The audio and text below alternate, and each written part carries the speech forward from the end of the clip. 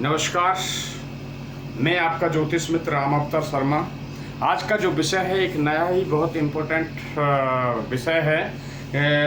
कुछ लोगों की ये क्वेरी भी थी और हमारी भी चाहत थी कि यदि आपकी कुंडली में कोई ऐसा योग बनता है तो वो प्री अलर्ट, यदि आप सावधान हो जाएंगे तो और भी आपके लिए अति उत्तम होगा। चलिए, इस योग को पहले दिखाने से पहले हम गणेश जी के चरणों में वंदना करेंगे, माता सरस्वती के चरणों में वंदना करेंगे और हमारे पिता राधा रानी और श्याम सुंदर उनके चरणों में वंदना करेंगे। तो ओम श्री गणेशाय नमः। ओम श्री सरस्वती नमः। श्री वेद पुरुषाय नमः। श्री राधा कृष्णाभ्याम नमः। राधा मेरी मातु हैं, पिता मेरे घनश्याम। उन दोनों के चरणों में कोटि कोटि प्रणाम, मेरा कोटि कोटि प्रणाम। आए हो तो प्रेम से लो हरि का नाम, और सब दर्शकों को, सब भक्तों को जय जय राधे श्याम, जय जय सीताराम। श्रीमन्नारायण शरणौ शरणं प्रवत्ते, श्रीमते नारायणाय नमः। प्रिय दर्शकों, राधे राधे। और मैं यही प्रार्थना करूंगा अपनी राधा रानी और श्याम सुंदर से कि जो भी हमारे भक्त गण हैं और दर्शक लोग हैं उनकी हर मनोकामना पूर्ण करें, यही मैं उनसे विनती करता हूं। आपके जितने भी कार्य हैं वे आपके परिपूर्ण सफल होते रहें, यही मेरी प्रार्थना है हमारे। चलिए, उससे पहले हम समझेंगे 12 राशियों की हम बात करेंगे। देखिए, 12 राशि जो हम बार बार ये चीज़ें दिखाते हैं, राशियों से ही सब कुछ चलता है। राशि 9 ग्रह, 12 राशि, 27 नक्षत्र, 108 चरण, इन्हीं पे सारा ब्रह्मांड जो है टिका हुआ है। ये जो है आपका जो है ये पूरा कॉलम है, ये सौरमंडल जो ऊर्जा है आपका ब्रह्मांड 360 डिग्री यानी 360 डिग्री पे है। उसके जो हमारे ऋषि वगैरह जो हमारे प्रभु भगवान ने इनको डिफाइन जो किया पृथ्वी पे, उनको 12 भागों में बांट दिया। ये ही एक कुंडली होती है, लगन कुंडली। ये 360 डिग्री, यहाँ पे लिखा 360 डिग्री डिवाइडेड बाई आपका 12, तो बराबर 30 डिग्री का आपका एक ये हाउस होता है। 30 का ये, 30 का ये, 30 का ये, 12 हाउस होते हैं। 12 30 36 360 डिग्री आपका ऐसे पूरा ब्रह्मांड जो है, मतलब जो सौर मंडल है, ये पूरा यहाँ पे दर्शाया गया है।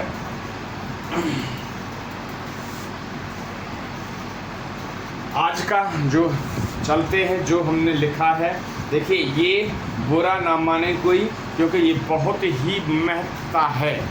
यदि मेरी कुंडली में कोई ऐसा योग बन रहा है और मेरे को उस चीज़ की नॉलेज हो जाती है तो मैं उस चीज़ पे सतर्कता से कार्य करूँगा, ताकि मेरे से कोई ऐसी गलती ना हो जाए, ताकि मेरे को जेल की यात्रा करनी पड़ जाए।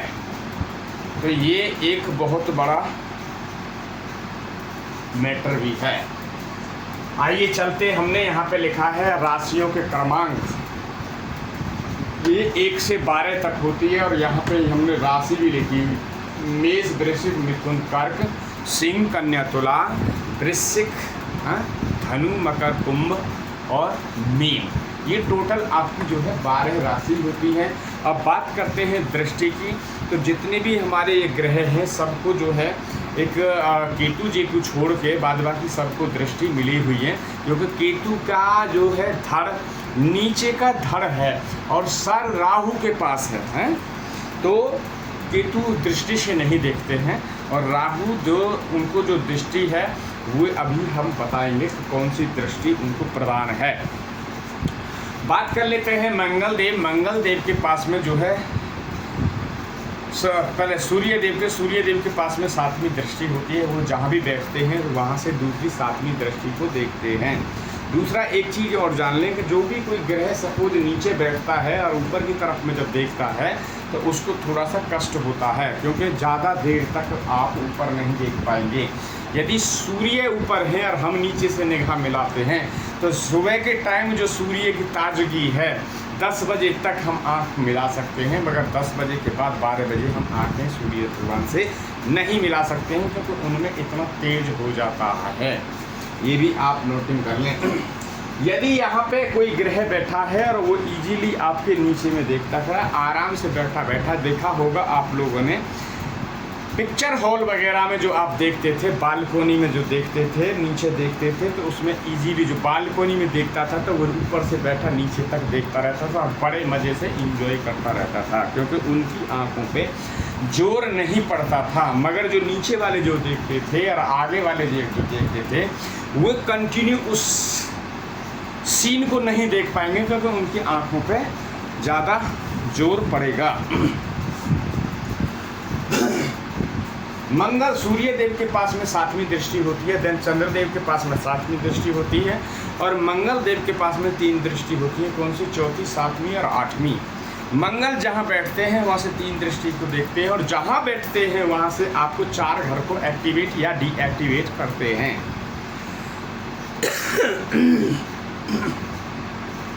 मंगल देव की एक बहुत बड़ी आपको हम खूबी बता देते हैं कि मंगल देव जहाँ बैठते हैं और चौथे भाव को जहाँ से देखते हैं वहाँ से अति उसको प्रसन्नता से देखते हैं, चाहे वो मारक हो चाहे कारक हो।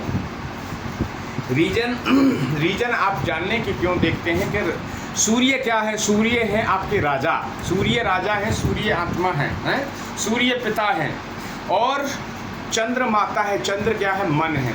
जिस किसी की कुंडली में यदि चंद्र खराब हो जाते हैं तो मान लीजिए कि 40% आपका जो है कुंडली जो है खराब हो चुकी है, आपका मन जो है भटकने लगा। हाँ, आपका जो मन है आज यहाँ कल वहाँ, यहाँ वहाँ, तो उसका क्या है? चंद्र खराब हो जाता है। ऐसा कार्य करने जो जिनका चंद्र खराब हो जाता है तो उनका मन लगता ही नहीं है किसी कार्य में, चाहे वो पढ़ाई हो, चाहे वो जॉब हो, या कोई कुछ भी हो, उनकी मानसिक तनाव में भटकाव लगा ही रहता है, क्योंकि चंद्र खराब है। चंद्र क्या है? मन। चंद्र क्या है? माता। चंद्र माता है, चंद्र मन है। यदि ये हमारे जो माता का भाव है वही खराब हो गया, हमारा मन खराब हो गया, तो हमारा किसी भी कार्य में मन नहीं लगेगा। यदि चंद्रदेव खराब हो जाते हैं तो मैं बार बार कहता हूँ आप उपाय जरूर सुने। यदि किसी की चंद्र खराब है तो 52 ग्राम चांदी का कड़ा आप अपने धारण करें, सोमवार के दिन उसको पूरी पवित्रीकरण करने के बाद में पहने। और जो हमारी माताएं बहनें यदि किसी का चंद्र खराब है तो वो 34 ग्राम का चांदी का कड़ा राइट हैंड में पहने और उसे पूरा पवित्र वगैरह करके और मंत्र उस पर 108 बार एक माला का जाप लगाएं। ओम सोम सोमाय नमः का मंत्र का जाप करें और उसे पवित्र करके उसको धारण करें मंडे के दिन, सोमवार के दिन। ऐसा कार्य करने से आपके चंद्र ठीक होने लगेंगे। और जिनकी माताएं जिंदी हैं तो चंद्र को और मजबूत बनाने के लिए वे अपनी माताओं के चरण वगैरह चापें। चापना मतलब दाबना, सेवा करना है। चापना, जो चापना वर्ड है वो है आपका संस्कृत का वर्ड है चापना, और जो हिंदी का वर्ड है दाबना, सेवा। ये आप यदि आप सूर्य करते हैं, चंद्र की माता की अपनी सेवा करते हैं तो आपके जो है चंद्र ठीक होने लगेंगे। बात करते हैं, हमने जो बात करी मंगल देव की जो चौथी दृष्टि होती है, यदि किसी को पता नहीं हो तो वो समझ लें और ध्यान से ये चीज़ नोट कर लें।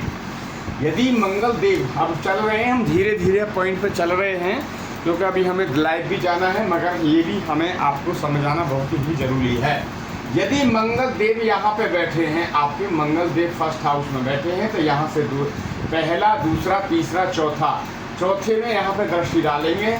आपका 5वां, 6वां, 7वां, 7वीं दृष्टि यहाँ डालेंगे और 8 और 9 8वीं दृष्टि यहाँ डालेंगे। देखिए पहली बात जान लें कि मंगल जहाँ बैठते हैं तो वहाँ से यदि मंगल यहाँ बैठे हैं तो पहले तो ये नोटिंग कर लें कि ये मंगल दोष लग गया, ये मंगल दोष है।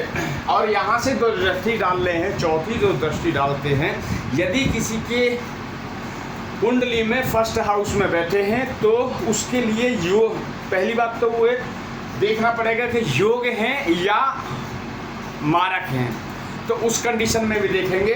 मगर ये कंडीशन बहुत बहुत अच्छी है कि यदि वो मारक भी हैं और मंगल देव यदि यहाँ बैठे हैं और चौथे भाव को आपको क्या देखें, अचल संपत्ति को देखते हैं। क्या ये क्या है, चौथा हाउस भूमि भवन वाहन का सुख है यहाँ पे।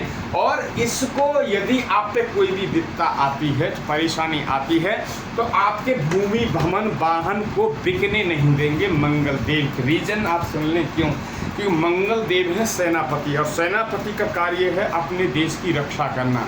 और ये पूरा जो है उनका पूरा देश है जमीन जो 360 डिग्री पूरी भूमि है, पृथ्वी है, ये मंगल देव के अधीन आती है। उनकी मंगल देव का दायित्व बनता है इसकी रक्षा करना। इसलिए भूमि भवन वाहन को आपकी को बिकने नहीं देंगे। यदि मंगल देव चौथी दृष्टि से कहीं देख रहे हैं और वह अचल संपत्ति आती है तो आपकी भूमि को बिकने नहीं देंगे। दूसरा आपने जान लिया होगा, देखिए मंगल यदि यहाँ खराब हैं तो आपकी पत्नी का जो है भाव, पत्नी को देखेंगे डायरेक्टली 7वीं दृष्टि से। यदि हुए तो आपकी पत्नी का जो स्वभाव होगा वे गर्म मिजाज की होगी। पत्नी आपकी गर्म मिजाज की होगी, क्योंकि वहाँ पे 7 दृष्टि से आपको जो देख रहे हैं, आपको मंगल देव देख रहे हैं। दैन बात करते हैं आप 8वीं दृष्टि, तो जहाँ 8वीं दृष्टि से मंगल देव देखते हैं और वो देख रहे हैं आपके अष्टम हाउस को। और अष्टम हाउस जो है एक्सीडेंट वगैरह ये चीज़ होते हैं। तो जिन किसी के भी मंगल यदि ऐसे हों और अष्टम वगैरह में देख रहे हो, जब मंगल की जब दशा चलेगी या यदि मारक हैं तो उसका उपाय कर लें। यदि आपने तो नहीं उपाय किया तो आपको हर ये नोटिंग कर लें, हर मंगलवार कि आपको कुछ ना कुछ परेशानियाँ आती रहेंगी। आपको कुछ ना कुछ परेशानियाँ आती ही रहेंगी, ये आप नोट करें।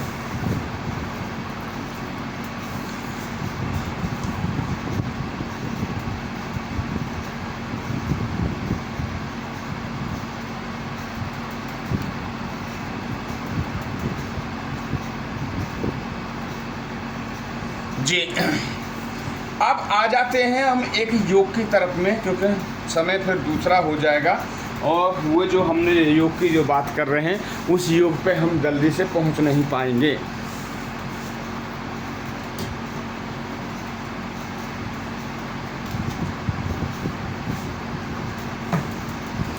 देखिए अभी जो है आपकी जो है यहाँ पे हम कन्या लगन की हम ये कुंडली बना देते हैं।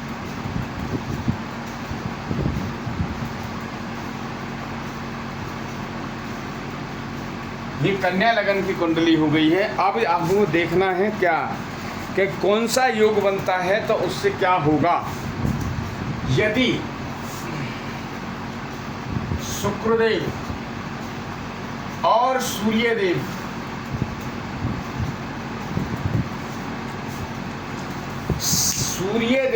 और शुक्रदेव की यदि आपको यहाँ युति मिल जाती है, आपकी कुंडली में यदि ऐसी कोई युति बनी हुई है तो आप सावधान हो जाएं, किसी से आने वाले समय में ना झगड़ा करें ना कुछ करें, ताकि ऐसा कोर्ट कचहरी का केस वगैरह ना लगे और आपकी जेल की यात्रा ना हो जाए। यदि आपकी कुंडली में ये योग बनता है तो आप सावधान रहें, अलर्ट रहें, ताकि आपके जीवन में कोई आ रही परेशानी उससे आपको निजात पा सकें। झगड़ा ना करें, नहीं तो आपको जेल की यात्रा भी करनी पड़ सकती है। पहला योग नोट करें, ये आपका कन्या लगन में बना हुआ है, ठीक है, तो ये चीज़ आप नोट करें। आगे बात करते हैं हम दूसरे एक योग की बात करते हैं। उसमें जो है हम कोई भी इसमें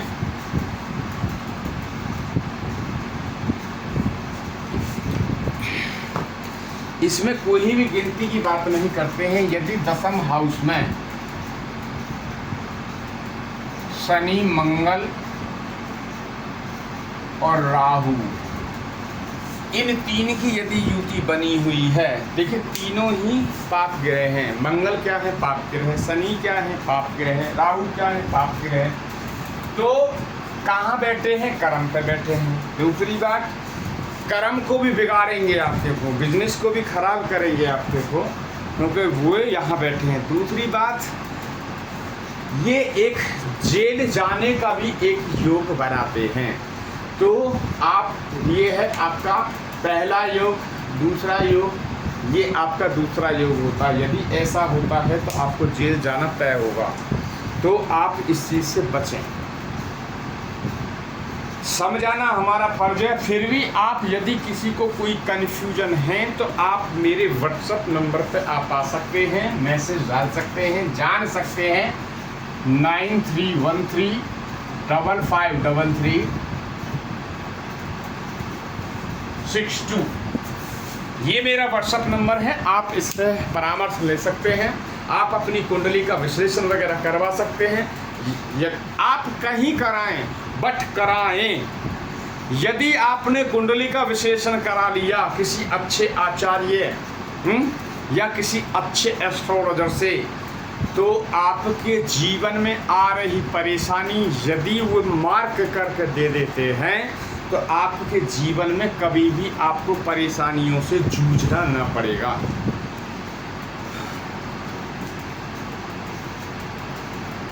गाड़ी जब लाते हैं हम शोरूम से तो कुछ दिन चलाने के बाद में उससे जब उसका सर्विस का जब टाइम होता है तो गाड़ी को हम खुद ही लेके चले जाते हैं सर्विस सेंटर और उसका चेकअप करा लेते हैं। जब शरीर हमारा थोड़ा एज फैक्टर की तरफ में भागता है तो हम मेडिकल इंश्योरेंस वगैरह एनी टाइम हम लेके रखते हैं ताकि हमें कोई प्रॉब्लम हो तो हम उस चीज़ से निजात पा सकें। मगर किसी ने ये नहीं सोचा होगा, आपने ये चीज़ सुना होगा कि इलाज तो हमारा पिताजी का हो रहा है मगर उनको दवा सूट नहीं हो रही है। हॉस्पिटल भी बहुत अच्छा है, डॉक्टर भी बहुत अच्छे हैं, मगर पता नहीं हो क्या रहा है कि दवाइयाँ वहाँ सूट नहीं हो रही हैं। तो सबसे पहले तो उनका जो है कुंडली का पूरा चेकअप होगा। यदि आपने वो चेकअप करा लिया और दिशा मार्ग दे दिया तो उसका रीजन ये है कि उसमें फॉल्ट पता चल जाएगा। यदि उस फॉल्ट पे आपने कार्य किया तो आपका जीवन सार्थक हो जाएगा। वहाँ दवा भी लगने से लगेगी और फिर वो डॉक्टर भी अच्छे हो जाएंगे और हॉस्पिटल भी अच्छा होगा और पेशेंट भी आपका ठीक होने लगेगा। जो लंबे समय से यदि किसी के कोई माता पिता यदि बीमार हैं तो यदि उनकी कुंडली वगैरह नहीं है तो वो ध्यान रखें। उनकी यदि बेटे की या बेटी की यदि कोई कुंडली है तो उन्हीं कुंडली से उनका भी विश्लेषण किया जा सकता है और जो फॉल्ट है वो फॉल्ट पकड़ में आ सकता है। अभी लास्ट हमने अभी एक फॉल्ट पकड़ा है और वो इतना फॉल्ट पकड़ा है कि 33 साल से वे लेडी हैं और 33 साल से अपनी बीमारी से जूझ रही थी। तो हमने उनका फॉल्ट पकड़ा है। फॉल्ट पकड़ने के बाद में उनके घर में कुछ ऐसी नकारात्मक शक्ति थी जो उन पे भी कोई नकारात्मक शक्ति थी तो उनका भी हमने ट्रीटमेंट किया, उसको 0% पे लाए और सबसे बड़ा जो था निकला फाइंड आउट जो हुआ उनके घर में पितृदोष निकला। पितृदोष क्या है? पितृदोष यदि आपने ठीक नहीं किया तो आपको ये समझ लीजिए कि आपको शमशान तक ले जाने की गारंटी देता हूँ मैं। यदि आपने पितरों का तर्पण वगैरह नहीं कराया, उनकी शांति नहीं कराई तो आपके जीवन में आ रही परेशानी हुए कंटिन्यू जूझते रहेंगे आप और संतान में बाधाएं आने लगेंगी। चाहे आपके 10 लड़के हों, चाहे आपके 5 लड़के हों, उन पे लड़का जल्दी से पैदा नहीं होगा। दूसरा, उनके मुख में बार बार खाने में बाल आएगा। ये भी सबसे बड़ी पितृदोष की पहचान है। तो यदि ऐसा है तो पितृदोष की शांति कराएं। पितृदोष की जो शांति होती है वो 3 दिन का विधान होता है, वे आप उज्जैन में कराएं, शिप्रा नदी के किनारे राम घाट पे, वहाँ आप करा सकते हैं, और या गया बिहार में करा सकते हैं। और ऐसा कार्य करने से आपके फिर सारे कार्य मंगल में होने लगेंगे। तो आपसे मेरा अनुरोध है, हाँ विनती है कि यदि आपको 1000-2000 रुपये यदि बच्चे की या किसी की भी आपको कुंडली का विश्लेषण कराना है तो आप कुंडली का विश्लेषण करा सकते हैं, कहीं से कराएं आप, बट कराएं।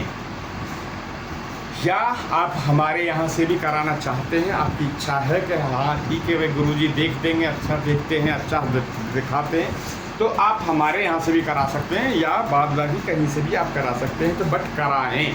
ये मेरा कहने का तात्पर्य है। नेक्स्ट चलते हैं हम दूसरे योग के लिए कि उसमें जो क्या बनता है। यदि आपका, देखिए यही जो युति थी, यदि ये युति आपकी, इस पर कोई ये नहीं है, मंगल, शनि और राहु, यदि जो पहले ये यहाँ पे ये युति थी, यदि ये युति यहाँ पे बनती है तो ये भी आपका जो है जेल के योग बनते हैं। तो आप ऐसा, यदि आप किसी की भी भाई बहन की कुंडली में यदि ऐसा कोई योग बन रहा हो तो उसकी शांति वगैरह कराएं, और जैसे शांति वगैरह कराएंगे तो आप जो है शांति में रहेंगे। यदि ऐसा कार्य करेंगे तो आपके जीवन में आ रही परेशानी तो आपको निजात मिल सकेगी। तो ये आप जरूर कराएं। देन बात करते हैं एक आगे एक योग की और बात करते हैं। तो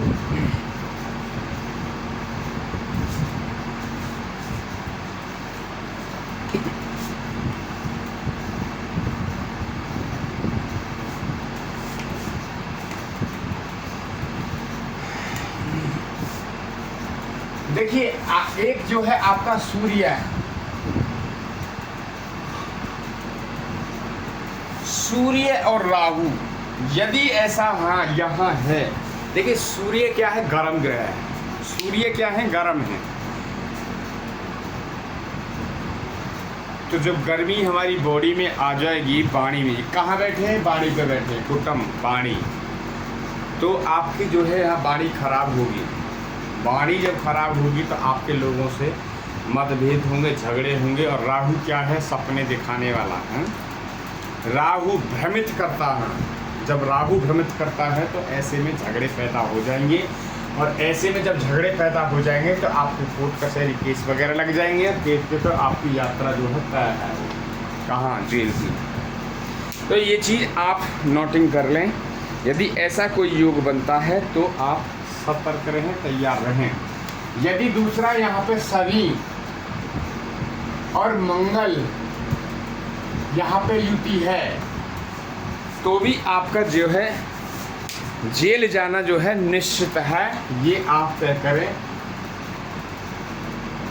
कहाँ, सूर्य और मंगल और शनि, देखिए ये दोनों ही पाप ग्रह हैं। 12वां जो हाउस है क्या है, राहु क्या है, शनि, पहले जान लें। शनि क्या है, शनि है जेलर है। राहु क्या है, शनि के असिस्टेंट। अब दोनों की ही युति बन जाती है कहीं पे, तो ये आपको जेल तक ले जाने का कार्य करेंगे। तो आपको संभल कर रहना है। आज के लिए इतना ही है। यदि आपको ये वीडियो अच्छा लगा हो तो आप चैनल को लाइक एंड सब्सक्राइब करें। और क्योंकि अभी हमें फ़िलहाल दूसरे प्रोग्राम पे चलना है, तो आज के लिए हम अपनी वाणी को विराम देते हैं और भगवान से यही प्रार्थना करते हैं कि जो भी हमारे भक्तगण हैं और जो भी हमारे दर्शक हैं उन तक हमारी राधा रानी लाडली लालजू कृपा करें, और ये कृपा आप तक पहुँचेगी।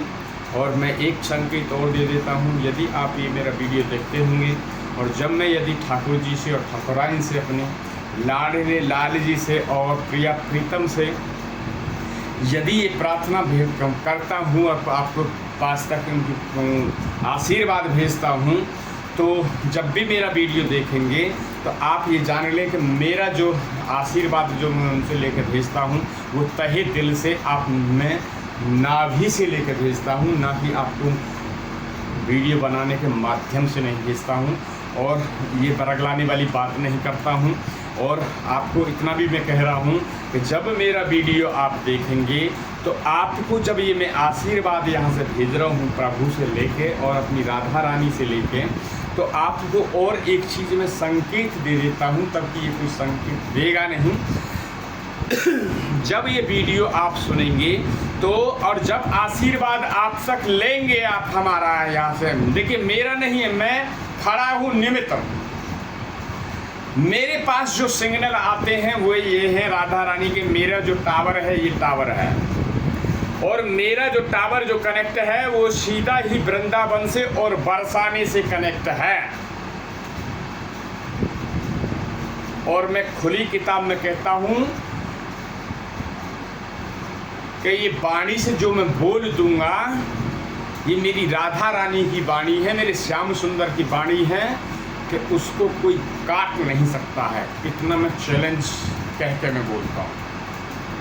तो जब भी आप आशीर्वाद लेंगे तो आपको यहाँ से करंट आने लगेगा। देखिए इतना तक मैं आपको बता रहा हूँ कि यदि वीडियो के माध्यम से और मैंने आपको राधा रानी से और अपने भगवान श्री कृष्ण से लेकर आशीर्वाद भेज रहा हूँ, तो आपको रिसीव करने की क्षमता होनी चाहिए बड़े प्रेम भाव से। उसी भाव से आपको रिसीव करना है, तो तब आपको पता चलेगा कि आपके यहाँ पे चेटी सी चलने लगेंगी जब वीडियो आप वो तहे दिल से सुनेंगे। तो यदि आपने उसको मजाक में ले लिए तो मजाक ही है, फिर उनके लिए मजाक। तो आज के लिए इतना ही। यदि मेरे से कोई बोलने में कोई गलती हुई हो तो मैं उसका क्षमा प्रार्थी हूँ। एक चीज़ और मैं कहता हूँ कि कभी भी आप साधु संत की अवज्ञा ना करें, उनका अपमान ना करें, ठीक है। यदि आप ऐसा कार्य करते हैं तो आपकी ज़िंदगी से बृहस्पति देव दूर हो जाते हैं। यही मेरा आप तक मार्गदर्शन पहुँचाने का वो है, क्योंकि जो भी मैं वाणी से बोलता हूँ ज़बान मेरी है, मगर उसको चलाने वाले कोई और हैं। आज के लिए राधे राधे।